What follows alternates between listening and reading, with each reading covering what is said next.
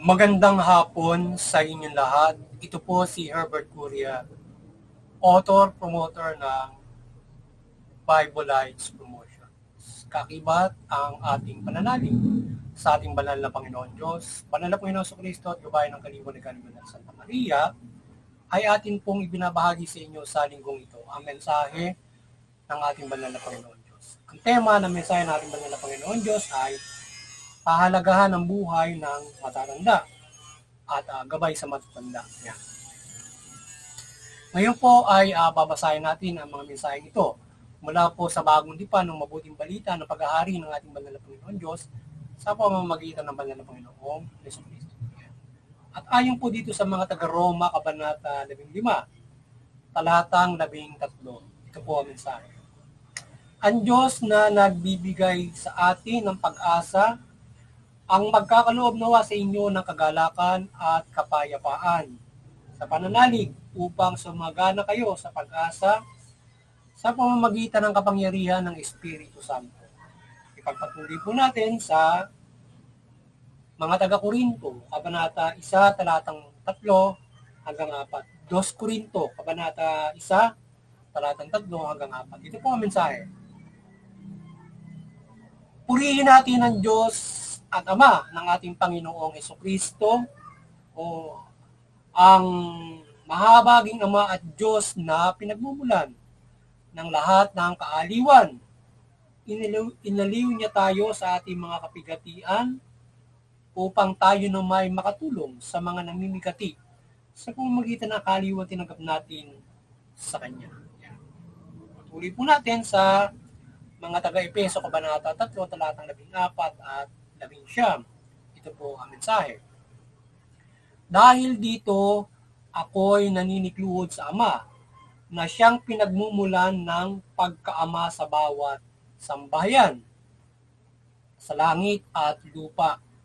Hinihintay ko sa Kanya ayon sa Kanyang kayamanan, hinihiling ko sa Kanya ayon sa Kanyang kayamanan at kadakilaan na palakasin niya ang inyong buhay espiritual sa pamamagitan ng Kanyang Espiritu. Naway manahan si Kristo sa inyong puso sa pamamagitan ng inyong pananalig sa Kanya, upang sa inyong pag-ugat at pagiging matatag sa pag-ibig ay maunawaan ninyo kasama ng mga hinirang kung gaano kadakila ang pag-ibig ni Kristo. Pagpatuloy po natin sa mga taga-Efeso, Kabanata 5, talatang 18 hanggang 19. Ito po hanggang 20. Ito po ang mensahe. Huwag kayong maglalasing sapagkat iya'y nakasisira ng pag-aayos na pamumuhay. Sa halip ay sikapin ninyong mapuspos kayo ng Espiritu Santo at sama-samang ipahayag ang inyong damdamin sa pamamagitan ng mga salmo, himno at mga awiting espiritual. Kayo buong pusong umawit at magpuri sa Panginoon at laging magpasalamat sa Diyos at Ama sa lahat ng bagay sa pangalan ng Panginoong Jesucristo. Pagpatuloy po natin sa mga taga-Pilipos, Kabanata 4, talatang 4 hanggang 7. Ito po ang mensahe. Magalak kayong lagi sa Panginoon. Inuulit ko, magalak kayo. Ipadama ninyo sa lahat ng inyong kagandahang loob. Malapit na dumating ang Panginoon. Huwag kayong mabilisa tungkol sa anumang bagay sa lipay ninyo sa Diyos. Ang lahat ng inyong kailangan sa pamamagitan ng panalangin may pasasalamat at malirip na kapayapaan ng Diyos ang mag-iingat sa inyong puso at pag-iisip sa pamamagitan ni Kristo Jesus. Ito po ang mensahe salita ng ating banal na Panginoon Diyos. Ating pong pasalamatan ng ating banal na Panginoon Diyos, banal na Panginoon Jesucristo, banal na Espiritu Santo at banal na Santa Maria. Yan. Maraming salamat po, banal na Panginoon Diyos, banal na Panginoon Jesucristo, banal na Espiritu Santo at banal na Santa Maria. Ngayon naman po ipaliliwanag ko sa inyo ang mga mensaheng ito mula po sa tema na pahalagahan ng buhay ng matatanda. Gabay sa matatanda. Yan. Nais pong ibabatid sa atin ng ating banal na Panginoon Diyos yung kanyang gabay sa atin sa mga matatanda, sa lahat. Na yung matatanda ay pag-ibayuhin nyo yung inyong pamumuhay spiritual. Yan, pag-ibayuhin nyo ang inyong pamumuhay spiritual at huwag kayong mabalisa sa anumang mga mga pasanin, anumang mga karaingan o anumang inyong mga iniisip sapagkat kayo ay humiling, dumalangin sa Panginoon sa Kristo, team na may pasasalamat, nakaloob niya yung kapayapaan sa inyong pag-iisip, sa inyong puso, at sa pamamagitan ng banal na Panginoon sa Kristo. Yan. Sa pamamagitan ng banal na Panginoon sa Kristo, panalangin nyo upang kayo bigyan ng mapayapang puso't isipan, hindi kayo nababagabag sa anumang uri ng mga isipin sa pamumuhay na ito na anumang nangyayari pati sa inyong pang-araw-araw na pamumuhay. Yan.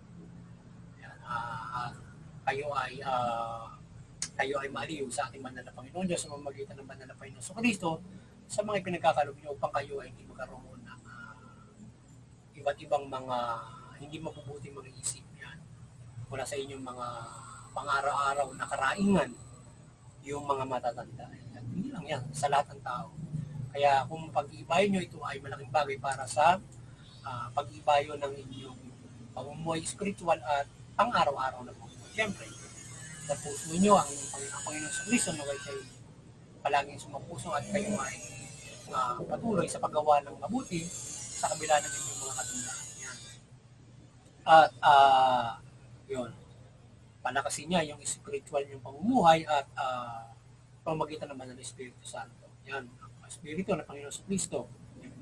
At yung mga matatanda, iwasan nyo, yung mga paglalasing o mga hindi nakabubuti sa inyong kalusugan. Yan, natin ba din mga bagay na hindi nakakabuti o huwag na kayo magpatuloy sa mga pagkakasala.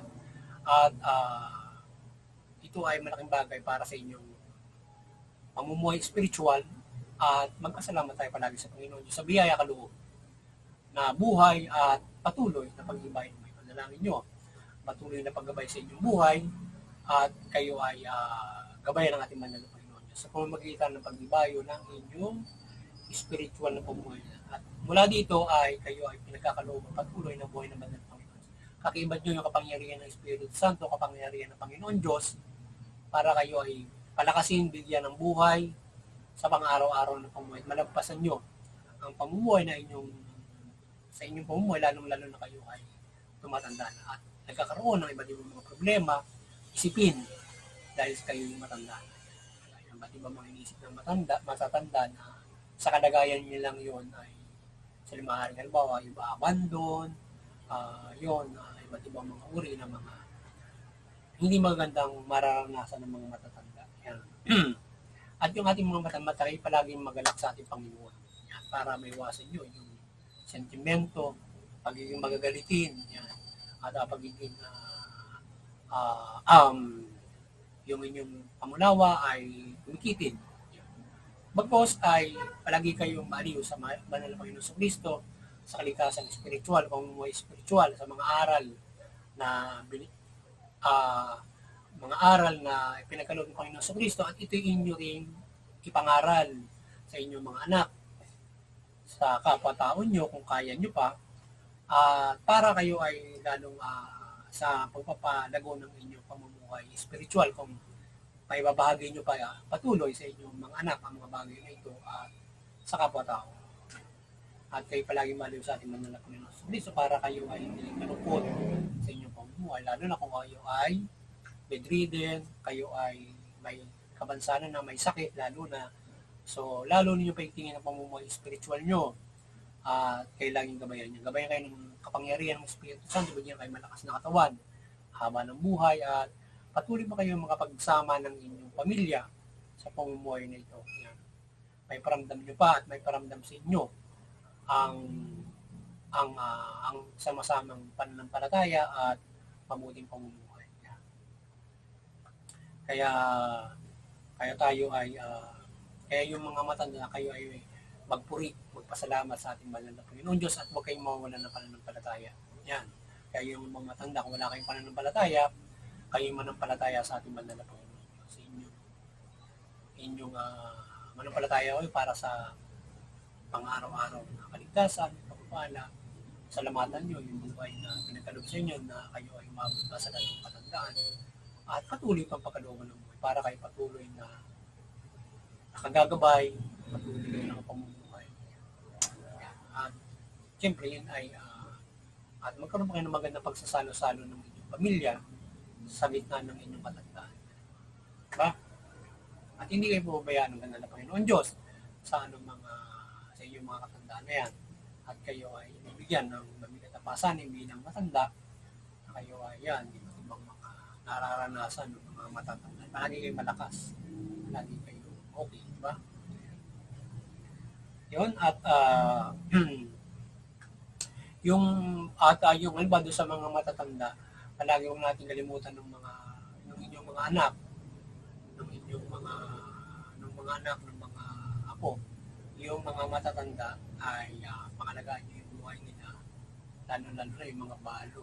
Yan, pangalagaan nyo, huwag nyo silang papabayaan. Yan.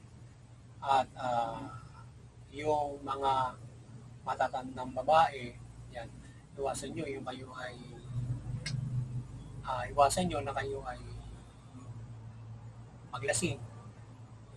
Yan, yung sinabi na huwag kayong maging lalaki. Huwag kayong mapanirang puri. Gabayan nyo yung inyong mga anak na babae para sila maging kaya-aya sa kanilang mga asawa. Hindi sila naging madaldal, mapanirang puri, mga ganon. Yung mga lalaki, ganon, mahinahon naman, yung matatanda. Maging mahinahon niya, kaya naman yan, mahinahon, mapagmahal, matiisin. Yan. Yung aral ng mabuting balita, pag-ibayuhin nyo bilang matanda, mas lalo nyo dapat unawain at pag-ibayuhin yung aral ng mabuting balita para lalo kayo nakagagabay doon sa inyong mga mahal sa buhay, sa inyong mga pagtanda. Diba? Yan, et cetera. So sana yung mabuting balita patuloy na magabayan kayo at yung kapangyarihan ng Panginoon Diyos ay gumabay sa inyo para patuloy kayong nagabayan sa inyo at yung pamilya. So yun, at muli sana nagabayan na naman kayo ng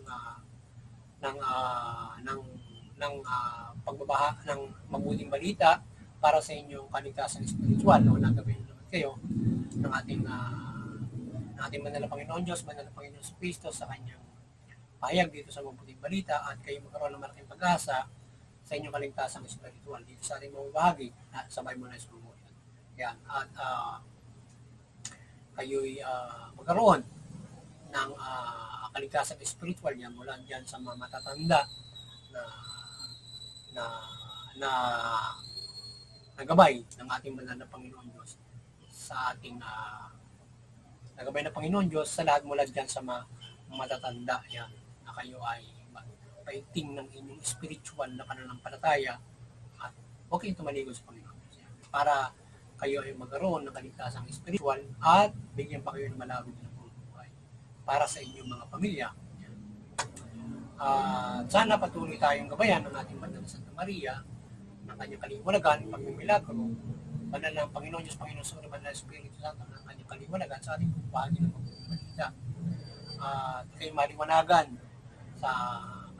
kayo, kakibad mula sa Bible, mula sa salita ng Panginoon Diyos, at ng pagmimilagro ng kaliwanagan, makagabay siya ng kanyang presensya sa atin sa ating bahagi. Maliwanagan kayo sa inyong mga tahanan sa Pilipinas, sa mundo, sa ating paglilingkod na ito. Yan. At kayo ay tumalima sa mabuting balita, magkaroon kayo ng kaligtasang spiritual at wala sa pang-araw-araw ng buhay. Yan.